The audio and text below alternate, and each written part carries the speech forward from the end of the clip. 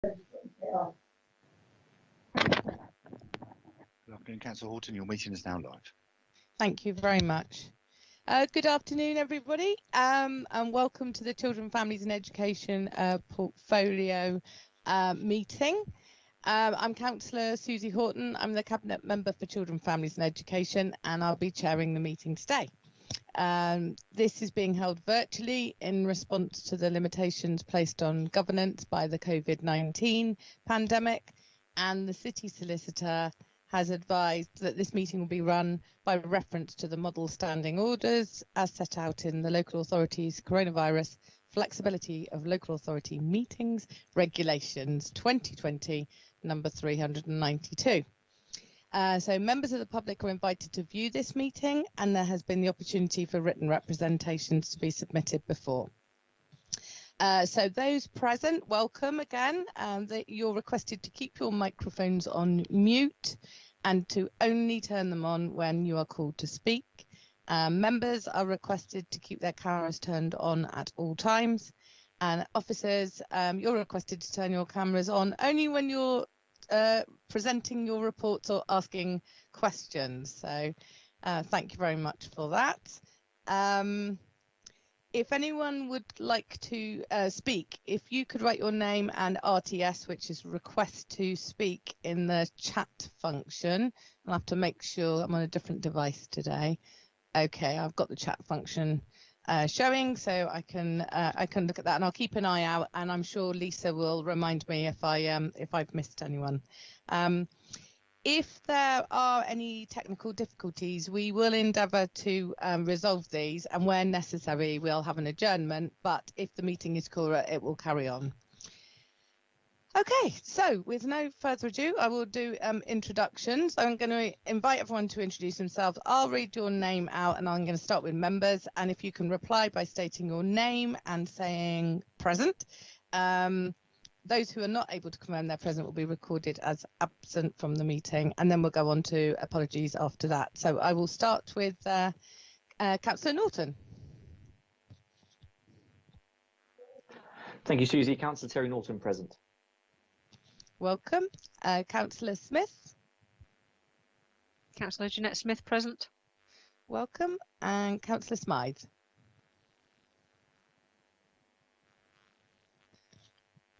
Okay, and now we'll go on to officers. We've got the Allisons. So Alison Edgerton. Alison Edgerton here. Thank you. Alison Smart. Alison Smart, I'm the Housing Business Partner for Housing Neighbourhoods and Building Services, and I'm present. Welcome. And Alison Jeffrey. Alison Jeffrey, Director, Children, Families and Education, present. Oh, welcome. Angela Mann. Hello, I'm Angela Mann. I'm Finance Manager for Children's, Families and Education. Thank you. Maria.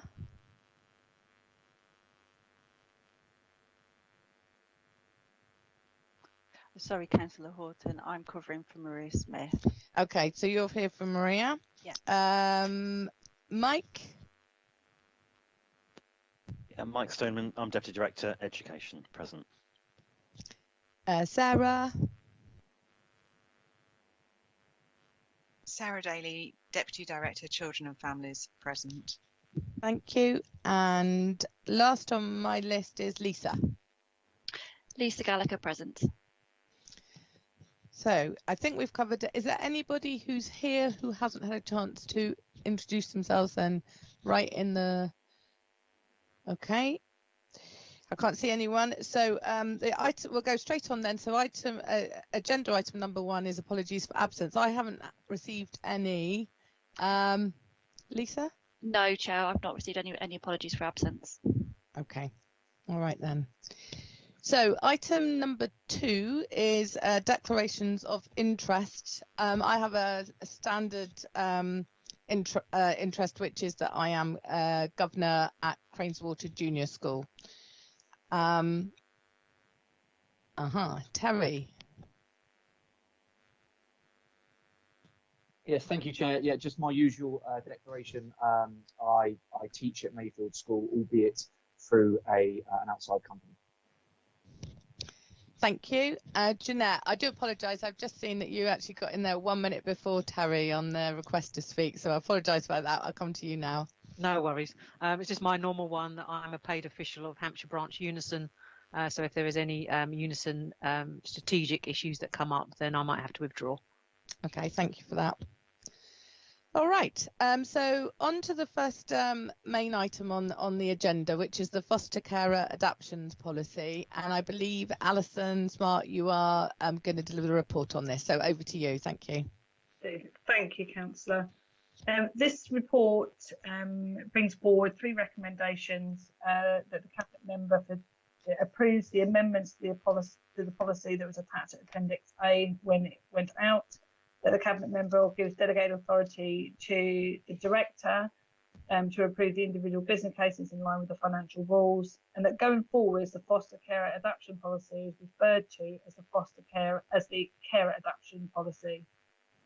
The background behind this is that in June 2019, the Cabinet agreed the creation of a new policy to support adoptions to carers' homes. At the point at that time, it was special guardianships and foster carers, and there was also no cap to the allowance. What we've actually asked for in this case is to change it to carers' policies, and that we cap any individual spend to up to £50,000. That's what I'm asking for the recommendation for. Does anybody else want any more background? Okay, so I think it's quite straightforward, but has anyone got any questions or comments that they want to make? No, I think so. I think it's very sensible. The change in name is sensible, and actually the policy is a great one. So it's interesting, actually. My very first year as a councillor, I remember having a long conversation with somebody when I was out canvassing one night, and who was actually really imploring me to take this back to the council and say, please, can I add on another bedroom, because I really want to take more children. So it's a great policy, and I think those are very sensible recommendations. So just so we're clear for the meeting, I'm approving the amendments to the policy to provide financial support to carers who meet the requirements as laid out in the policy at Appendix A, and that I will give delegation to the Director of Children, Families and Education to approve individual business cases in line with the finance rules as laid out in the policy, and that going forward the foster carer adoption policy is now referred to as the carer adoption policy, which will cover all carers within Portsmouth. So thank you very much, Alison. You are more than welcome to stay for the rest of the meeting if you want, but if you want to shoot off, then that's totally understandable. So thank you for your report. You're welcome. Thank you. Okay. So the next agenda item is, make sure I get my papers right, is the Children, Families and Education Portfolio Budget Monitoring Report for the financial end 2019-20. So Angela, are you doing this then? I am, Councillor Horton. Okay. Thank you. All right, well, hand over to you to present the report. Thank you. The reports for noting the revenue and capital positions at the end of 2019-20 financial year, and the pressures which would be going into 2020-21. The final outturn position was an overspend of 3.3 million, with the biggest overspend on residential placements for looked after children of 2.6 million, as it had been reported during the year. The other area where there was a large overspend was home to school transport. These and the other areas where there were variances against the budget are in table 5.1, with section 6 giving the explanations. The capital programme was 21.4 million below the budget, but that's as a result of the long-term nature of the programme, and it's envisaged that there will be a break-even position. The details of the schemes are in the table in 7.5 and in Appendix 2. Don't know whether you've got any questions. Okay. So it's probably worth noting that these are kind of the two budget pressures are long-term ones, and I will come to just look at my screen went blank then. Jeanette Smith, Councillor Smith. Yeah, thank you. Obviously, it's a very comprehensive report financially, and it's a future question really. Because of COVID, what pressures will that bring extra to 3.3 million from last year? Do we have a guess? That's covered in the next report on Right. Q1 budget monitoring. So I don't know whether I can go through the information there, and then if there's any more questions, I can answer them after that report. Yeah, because obviously it's sort of linked, because obviously I'm concerned about a 3.3 million over budget, which we all are, but whether that's going to be compounded even more. And so I think the two reports are joined together, if you see what I mean. Yeah, if you're happy, then we'll pick that up in the next next item. Okay, that's great. Is there any other comments, or we're happy just to note this? Of course, the other thing that's probably worth noting, although the money adds up the same, is that it's the first time that those two portfolios are brought together. And so I actually think it's a very sensible thing, and moving forward we'll be able to look at the kind of synergies between the two of them, but it's probably worth noting that. Okay, in which case, thank you for that. So that's the decision is to note that this portfolio finance outturn position for last financial year, and the 3.3 million in excess of the approved cash limit provision, noting the ongoing pressures within the portfolio as highlighted in the report, with those particularly in those two areas, but note the position in respect of the approved capital schemes for the portfolio. So thank you, Angela, for that. So should we just go straight on to you then for the next one, which is probably where we can expand that discussion. And this is the Children, Families and Education Portfolio Budget Monitoring Report for this first quarter of 2021. Back to you. Thank you. So this report is for noting and sets out the financial position for the portfolio as at the end of June 2020. Excluding the COVID-19 related impacts of 1.3 million, which are being accommodated corporately, the portfolio would be expected to underspend by just under £500,000. And the capital programme is forecast to stay within budget. I suppose just to pick up on the previous conversation, the budget was increased in line with the medium-term financial strategy that was produced, and the budgets were realigned into the areas where there was pressures. The table at paragraph 5.1 sets out the summary position for the portfolio, showing the overall projected overspend and the pressure in relation to just COVID-19, with the reasons in the following paragraphs in section 4. The three areas of biggest note are home to school transport, looked after children, and early help, which we can take in turn. The home to school transport was projecting a net pressure of 89,000 due to uncertainty over bubbles and social distancing.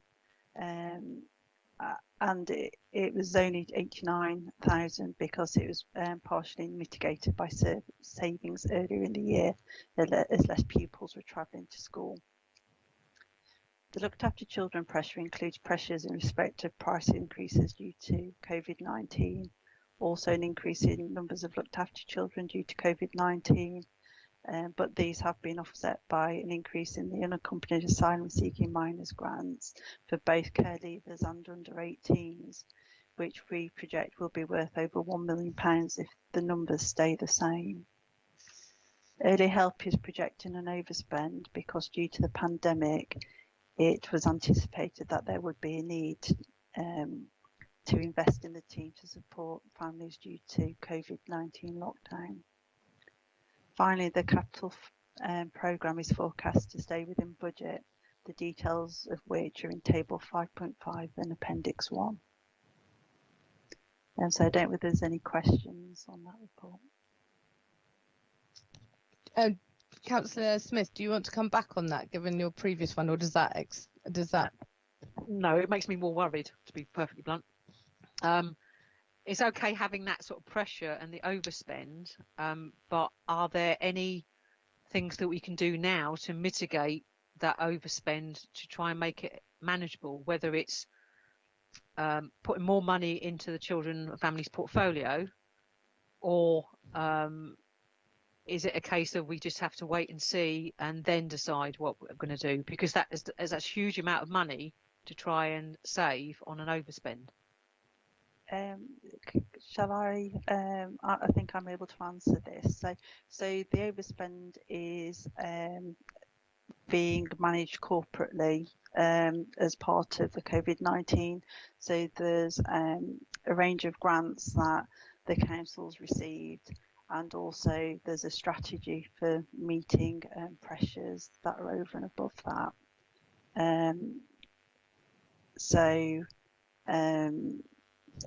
Our overspend forms part of the £34 million of pressures that are related to the COVID-19 that's being reported corporately and is being provided for corporately. It's just that it's not, those things haven't been allocated down to the portfolio yet, but it is being, viewed. It is part of the corporate strategy to account for those. Sorry, so my next question to Councillor Horton then is, are the administration writing to central government and putting pressure on central government to try and plug that hole? What, in terms of the black hole, in terms of the finances generally? Yeah. And especially children's or adults.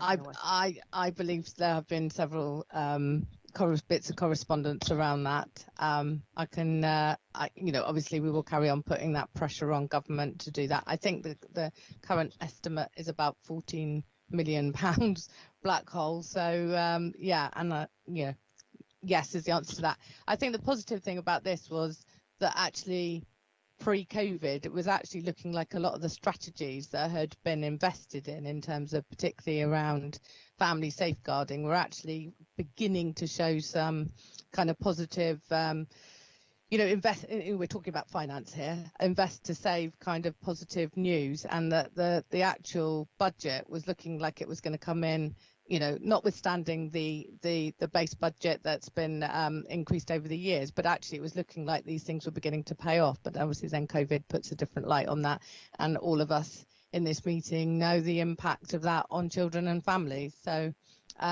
yes, I believe that there is lots of communication going back to central government about needing the money to fill this black hole. I definitely have seen correspondence via the LGA, but also direct to government. And take your point. Okay, thank you. Okay. Any other comment? I can't see. Oh, Terry, sorry, beg your pardon. Terry, I've just seen that come up. I'm happy for Mike to go first, actually. He might answer some of the questions. Mike. Yeah, just on the education side, just to say, in Q1 there are some obviously significant overspends in there, but what I can say is on the homeschool transport, the position is looking better. So although there is an overspend there, that is improved, and the forecasts we had originally are not quite as dire as what we were predicting. And then also around school improvement, we had a commitment there to support digital learning in the city, to support remote access to education, and we were forecasting a fairly significant amount to support that. Again, that's come down considerably as well. So I just want to make the point that in Q2, I know you're not seeing that at the moment, but things will improve. So we are managing it as carefully as we can, but there will obviously be some pressures, but I think it'll be a better picture for Q2. Thanks. Thank you, Mike. I think actually you raise a really good point, which is a lot of, when you do budget forecasting, you kind of usually got a pretty good idea about what you're managing, and COVID is throwing all sorts of curveballs. Councillor Norton. Thank you. Yeah, I try not to go over points that I've made in the briefing, so it's not particularly helpful, but there are a few things that I still need to get my head around. One is on the homeschool transport. So we're saying that homeschool transport is going to break even despite, or have an overspend despite a 6-month period of children not using that service. So I guess that's where I'm still trying to get my head around why that's happened really. Is there anything we can, you can say to us to to clear that up a little bit, really. Well, I think the position is going to get even better on this one for this year. I mean, it'd be interesting how we get on the following year. Angela might want to come in, but we obviously made a significant saving in the summer term because we weren't effectively providing homeschool transport, and that was a significant saving. But then the costs have obviously gone up because we've had to provide 20 additional minibuses, for example, to support homeschool transport for the autumn term and beyond. But nevertheless, that saving we made in that first quarter is significant. So in a better position. Plus, we've been able to access DFE grants for homeschool transport. We've had one grant in. I think Angela might want to correct me on this, but we're expecting another. So that will help enormously on homeschool transport. So that's why we're in a better position than perhaps you might have thought. And in fact, it is going to improve in quarter two. But Angela, have I said anything out of turn to make sure I've covered that correctly? No, I think Mike summed it up. The grant that we got, which was to recognise our additional pressures as a result of bubbles and social distancing, that was just under 97,000, which we received notification of after the quarter one budget monitoring, so that pays for that overspend, but we hadn't projected for it. And in June we didn't know exactly how many people we would be allowed in the minibuses, so we had to project based on things we didn't know about, and actually the way pupils are allowed to be meant that fewer minibuses were needed than we projected in June. And as Mike also said, it looks as though there's potentially another grant for November to the end of December as well to cover some of the homeschool transport costs. But we've not heard back from that yet, but we have submitted information. Having said all of that, we are mindful of the fact that I hope we're not going to have a summer lockdown as we had this year. So in the next year, if we're running homeschool transport as we would normally do, and indeed perhaps under these sort of restrictions as well, then that will be a significant pressure. So we're having to plan for that. But at the moment, for this year, it's looking positive. If I can say that. Yeah. Thank you. Is that Terry? Have you got further question? Yeah, if I could, just to pick up on a few things that Councillor Smith said. Really, and I agree with Councillor Smith. I think there is always the option to put more money into this budget, and I guess that's a decision or an argument for you to have, Susie, really, with the administration and the leader of the council. But I've made that point before. From a school's perspective, in terms of the impact of COVID, I think it probably is fair to say, and again, this was raised on the briefing and in various other education-related meetings. The schools certainly that I've been and visited, the grants from the government have been put to good use. I know that head teachers support that additional funding for cleaning and things like that, and you're seeing additional cleaners throughout the day cleaning classrooms, whereas before you'd maybe see a cleaning team in the morning and cleaning in the afternoon. My concern, I think, for this is as raised previously, is around things like cover costs and money that it costs to get in and cover staff who may not be in during this time. So from a school's perspective, just from my experience, the costs of the day-to-day currently are being handled quite well, and I know that heads support and welcome those grants. It's down the line, I think, would be my concern, to shadow Councillor Smith's comments. Okay, thank you. Alison Jeffrey, you've got your hand. Oh no, you got RTS. Well, I did, Councillor Horton, but only to make the point that Mike had actually already made about the pressure for next year if the grant doesn't continue in homeschool transport. But so that was all. It is a very unusual thing to be saying we're okay for homeschool transport in all the time that I've been involved. So we say that with caution. Okay. All right, and actually, I do take on board what you're saying, Terry, Councillor Norton, about the pressures on schools, and some of that may well be more related to the the next agenda item when we look at the designated school grant, and might be more, sort of be able to look at some of those things then. Okay, so that is item 5. So that is for noting and the education portfolio forecast revenue and capital budget positions at the end of June 2020, along with the variance and pressure explanation. So thank you very much, Angela, for that report as well.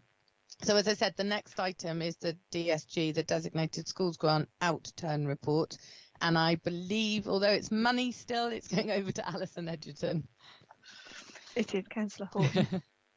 Okay, so this report is for noting. The report sets out the Dedicated Schools Grant year-end position for the financial year 2019-20 as at the 31st of March 2020. It sets out the impact of the coronavirus lockdown on the 23rd of March had on the financial year-end process and the assumptions that were made in finalising the accounts. At the end of the financial year, the Dedicated Schools Grant carried forward was actually decreased by a net 165,000 and carried forward an overall balance of 3.1 million. The report sets out the details behind the final balance with explanations regarding any over and underspends in each of the funding blocks. However, I'd like to draw your attention to 2 areas. The underspend on the early years budget was due to reduction in the number of pupils over the course of the year. This has been reflected in the January 2020 census and is expected to lead to a reduction in the early years block funding in the 2021 financial year. And in fact, details are set out in the next report for the Q1 monitoring and the revised budget, which is on the agenda. The high needs block was overspent by a net 694,000. It mostly relates to the mainstream education, health and care plans. So these are pupils in mainstream schools, pupils placed in outer cities independent provision, and post-16 pupils with education, health and care plans. The overall underspend on the high needs block, the majority of that was covered by the underspend on the schools block and the early years block, and the remaining amount came from the 18-19 balance carry forward. Finally, the report just asks the Cabinet member to note the year-end outturn position, and I'm happy to take any questions on the report. Thank you, Alison. Are there any, so this is wrapping up last year's DSG basically, so are there any comments from or questions from Councillor Smith or Councillor Norton? I think the report says it quite clearly. Okay. Councillor Smith. Thank you. On page 44 about special schools, there's it states about 173,600 underspend. I'm surprised to see an underspend. So, and I know there's an explanation about 36 pupils placed in special schools by other local authorities and offset by additional funding. But could you just go into that? Seems to be quite a high underspend on special schools. Yeah, if I just explain how we budget for the special schools. Okay. So when we set the budget for the special school, we assume that the places at that special school are full of Portsmouth City Council children, because when we're setting the budget, we're working in effect almost a year ahead of the budget of those actual pupils being in school. Of those pupils, there are always an element that are funded from other local authorities. So these are pupils that reside in other local authorities but attend our special schools. And those home local authorities are responsible for paying the element 3 top-up funding. By doing that, this gives us a small contingency within that overall budget, which allows us to deal with any overspends that are elsewhere within the high needs block.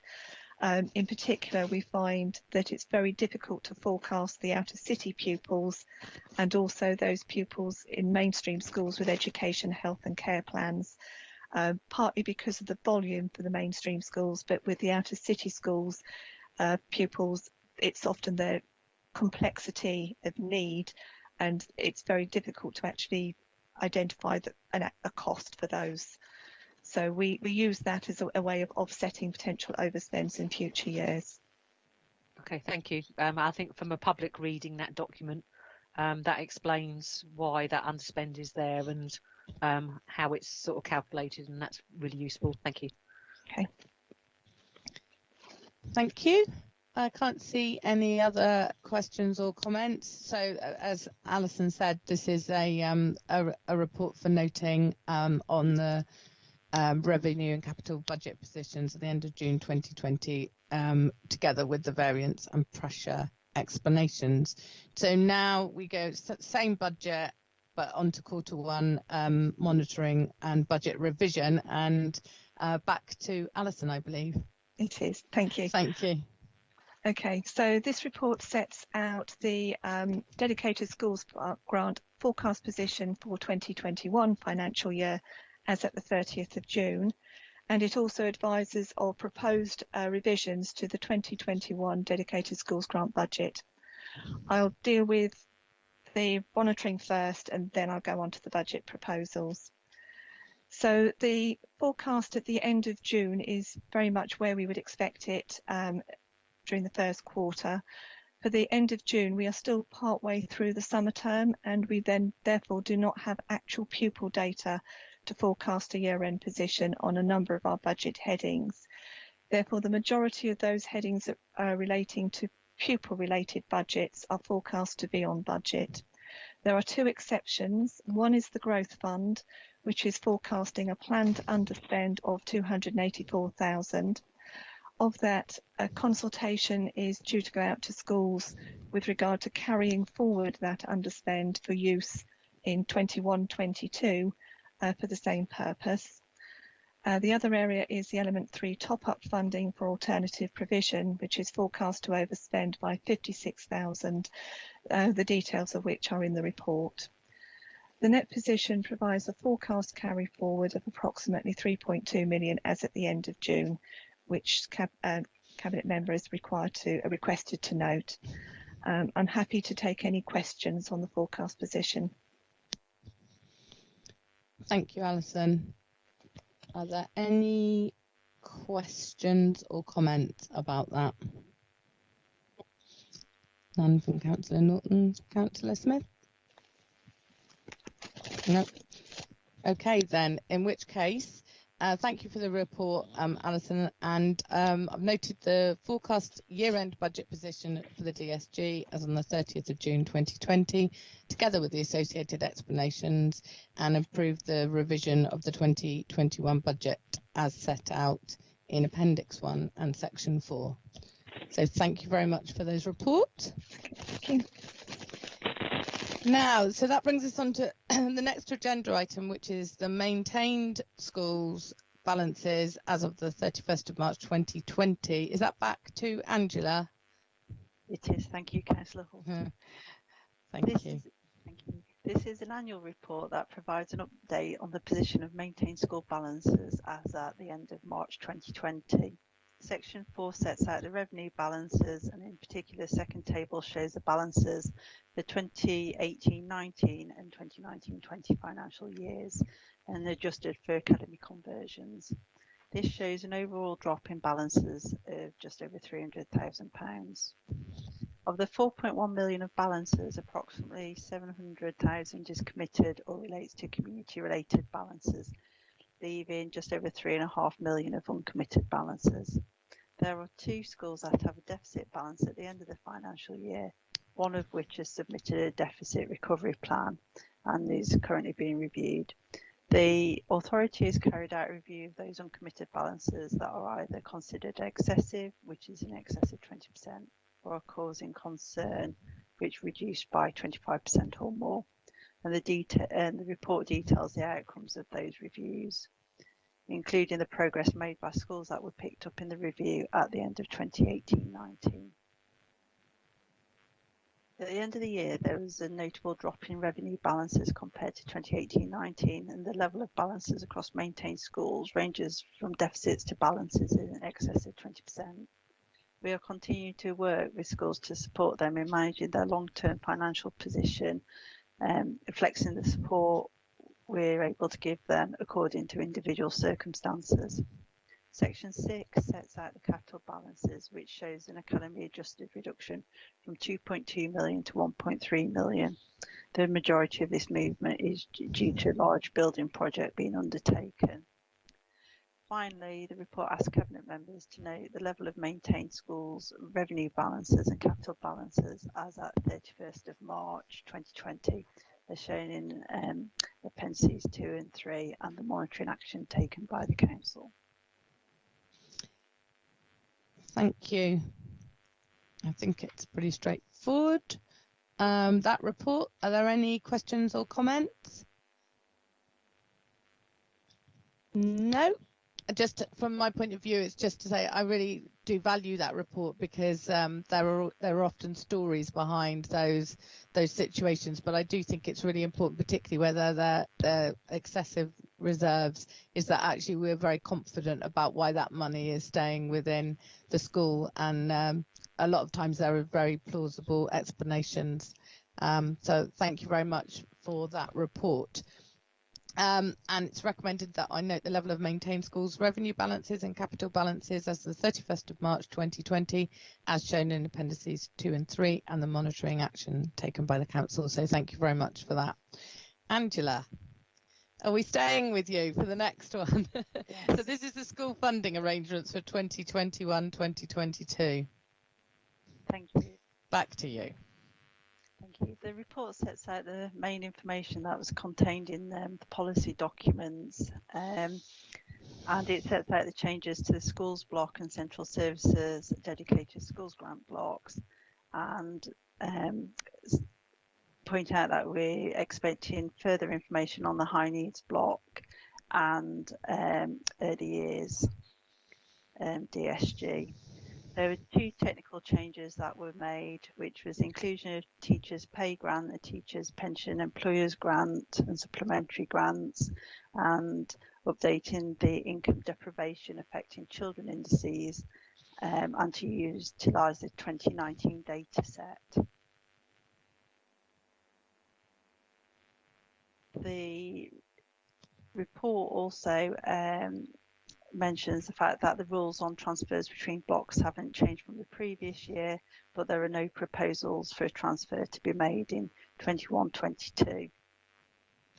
Paragraph 5.2 lists all the changes to the schools block DSG funding, which incorporates the technical changes. In terms of how this is then distributed to schools per the national funding factor values, this is covered in paragraphs 5.3 onwards. Appendix 1 compares the factor values used in Portsmouth in 2021 and 21-22, and factor per the policy documents. We have further work to understand the changes in relation to the income deprivation affecting children indices for both the bands and what the 2019 data set means. And we're hoping to have looked at this by the end of October.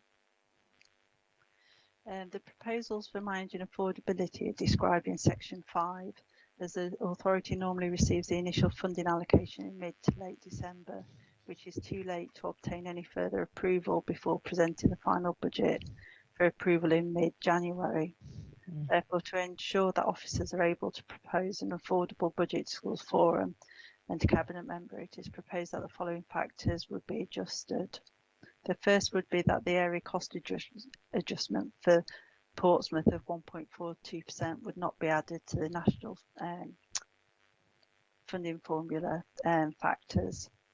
And second, that the level of the minimum funding guarantee would be reduced to a lower level than plus 2%, but higher than plus 0.5% per pupil. Report also mentions the disapplication request, where each year local authorities can submit disapplication requests to the SFA, where strict adherence to the legislation would generate perverse results for specific schools. For 21-22, the authority will be submitting a disapplication request, as in previous years, for Arc Charter Academy, the details of which are in 6.2 and 6.3. The report also detailed what we knew about the high needs block at the time, which was an increase to Portsmouth of 12.7% when compared to 2020-21. It includes the pay and pensions grants and also the IDACI changes. And the actual funding, though, will not be known until December 2020. And we're waiting to understand how the changes to the grants that are now in there will be passed to schools.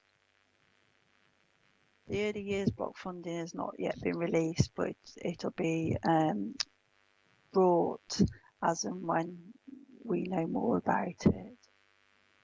And the final part of the report in section 11 gives an update on the SEND strategy,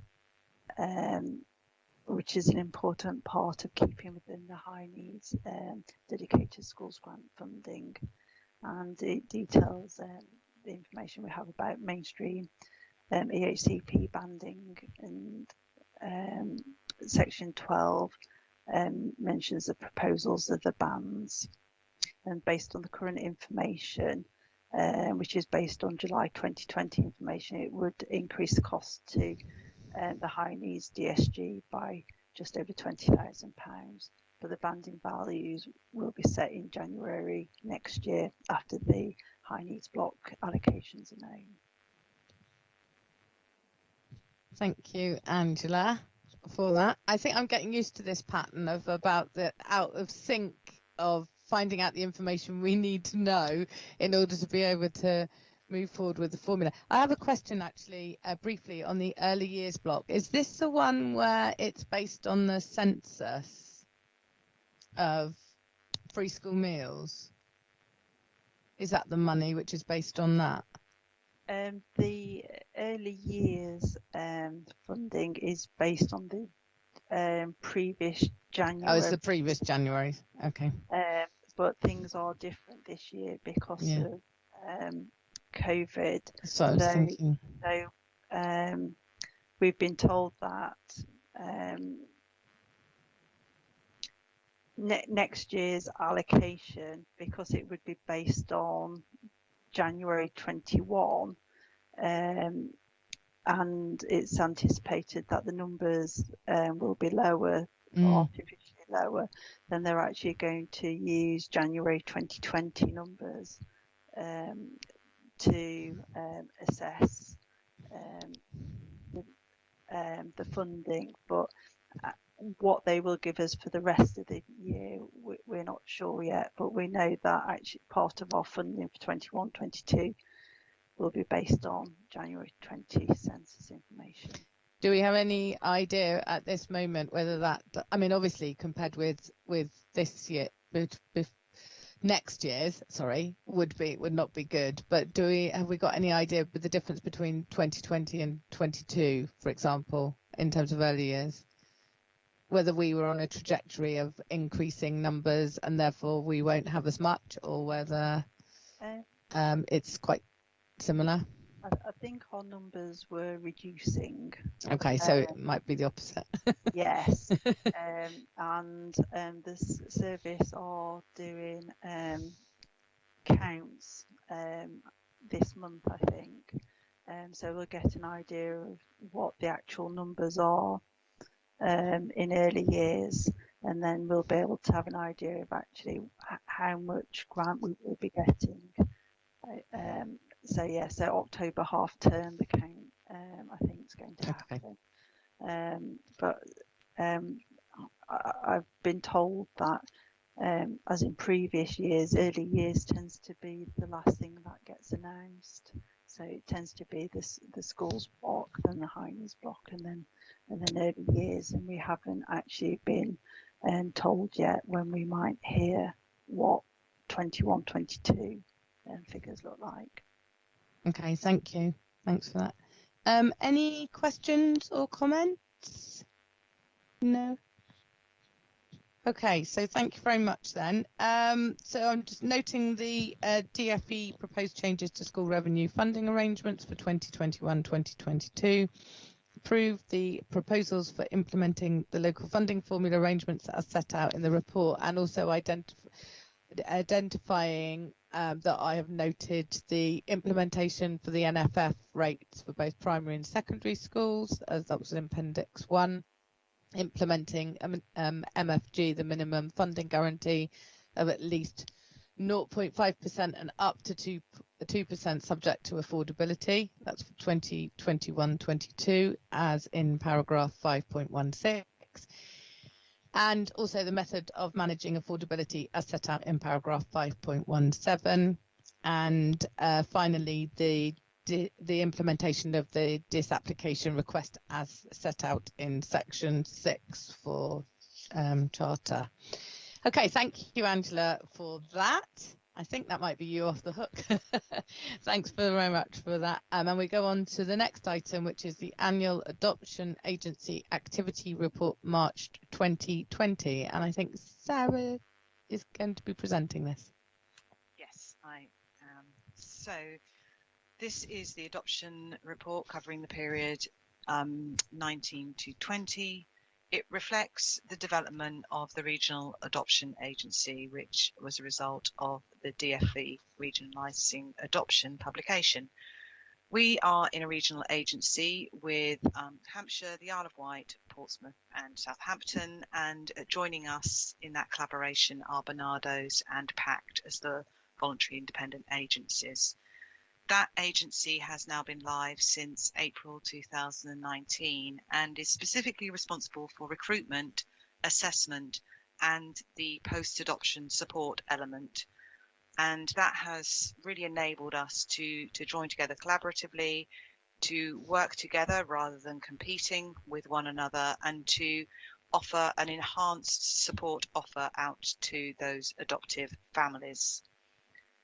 The impact on outcomes for children has been positive, as you will see from the report, with 25 Portsmouth children being adopted in the year 19 to 20, as opposed to 15 in the previous year. A further 21 of our children have been positively matched for adoption. The number of children nationally placed for adoption and who have a plan for adoption has decreased, and that is something that's reflected in our own local data. That reflects a real positive approach to identification of family members, to identify alternative placements for children outside of adoption. The court process is very clear that adoption is very much the final consideration for any child, and we work proactively with families in Portsmouth to establish alternative permanence for those children. Timeliness for any child travelling towards adoption is absolutely critical and is an important measure for us to consider when we're reviewing how well we do as a local authority. Obviously, within any cohort of children being placed for adoption, there are children with significantly complex needs, and we understand each and every one of those children and understand where there are delays, whether those are reasonable delays, because we are confident we will find the right family for those children, and we review those care plans for each individual children regularly as a service. So we have seen that performance in terms of timeliness has improved significantly for us as a local authority, and that children are adopted well within that overall national measure. Adoption recruitment has been positive as well, with 121 adoptive families approved in 19 to 20, and we see that assessments across the piece are undertaken in a timely manner, again critically ensuring that children are matched at the earliest possible opportunity. Alongside this, we are able to jointly make applications to the Adoption Support Fund. It's regularly access to support families and enables them to access significant therapeutic input for children who are identified as being in need of that resource. We've also been able, as an organisation, as part of that RAA, we have been able to access additional money as a result of the impact of COVID, which clearly has impacted on some of those children in a more significant way. So overall, we can reflect that us joining the Regional Adoption Agency has been positive, both for children being placed, but also for those families seeking to offer those adoptive placements. And this report just requests that you note that positive outcome, and that we have that ongoing support to continue with this arrangement at this time. Thank you so much, Sarah. It's really lovely to have such a positive item coming to this meeting. I don't know whether there are any questions or comments from Councillor Smith or Councillor Norton. No. Thank you so much for that report, and it, as we have said at previous points, that it's really heartening to hear that positive story. Okay, and that was an information item, and actually the last item is a reporting back item. Really, it was about the amalgamation of Wimborne infant and junior schools. This was taken. The decision was taken on the 25th of March. Actually, it was under the new arrangements for before we were meeting up under the coronavirus rules and regulations. So, and part of those rules and regulations are that it needs to come to the first meeting that we're having. So that's why it's on the agenda. So it's not really for discussion. It's just really for reporting back. And that actually brings us to the end of this meeting. So my huge thanks to everybody for the reports that have been written and presented, and thanks to Councillor Norton and Councillor Smith for your questions. And I bid you adieu. Have a good evening. Bye-bye. Thank all the officers for their reports as well. Thank you. Thank you. Bye. Thank you. Bye all. Bye-bye, everyone.